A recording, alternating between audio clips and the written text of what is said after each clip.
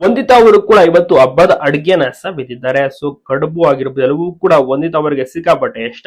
Ashwini madam ಅವರು complete ಆಗಿ ಬಿಸಿ ಇದ್ರು ಕೂಡ ಹಬ್ಬದ ದಿವಸ ಮನೆಯಲ್ಲಿ ಫ್ಯಾಮಿಲಿಗೆ ಸಮಯವನ್ನ ಕಳೆಯೋಕೆ ತುಂಬಾ ಇಷ್ಟಪಡ್ತಾರೆ. ಅದೇ ರೀತಿ ಮನೆಯಲ್ಲಿ ಮನೆಯವರ ಜೊತೆ ಸಮಯವನ್ನ ಕಳೆದಿದ್ದಾರೆ ಅಶ್ವಿನಿ ಮೇಡಮ್. ಹಬ್ಬದ ಅಡುಗೆಯನ್ನು ಕೂಡ ಸವಿದಿದ್ದಾರೆ. ಸೊ ಗಣೇಶ ಹಬ್ಬ ಅಂದ್ರೆ ಯಾರಿಗೆ ತಾನೇ ಇಷ್ಟ ಇಲ್ಲ.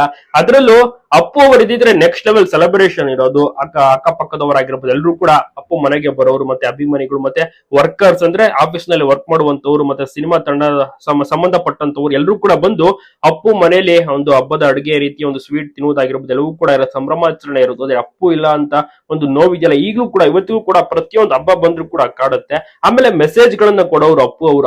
ಹಬ್ಬ ಬಂದ್ರೆ ವಿಡಿಯೋ ಮಾಡಿ ಸ್ವಲ್ಪ ಎಲ್ರಿಗೂ ಕೂಡ ಶೇರ್ ಮಾಡೋರು, ಹಬ್ಬದ ಶುಭಾಶಯಗಳು ಅಂತ ಪ್ರತಿಯೊಂದು ಹಬ್ಬಕ್ಕೂ ಕೂಡ ಆ ರೀತಿ ವಿಡಿಯೋ ಮಾಡಿ ಸೋಷಿಯಲ್ ಮೀಡಿಯಾ ಅಪ್ಲೋಡ್ ಮಾಡೋರು. ಸೊ ಅಪ್ಪು ಅವರ ಒಂದು ವಿಶಸ್ ಅನ್ನು ನೋಡಿ ಖುಷಿ ಆಗ್ಬಿಡೋದು. ಆದ್ರೆ ಈ ವರ್ಷವೂ ಕೂಡ ಅಪ್ಪು ಅವರ ವಿಶಸ್ ಇಲ್ಲ ಅಂತ ಕೊರಗು ನೋವು ಎಲ್ರಿಗೂ ಕೂಡ ಇದೆ.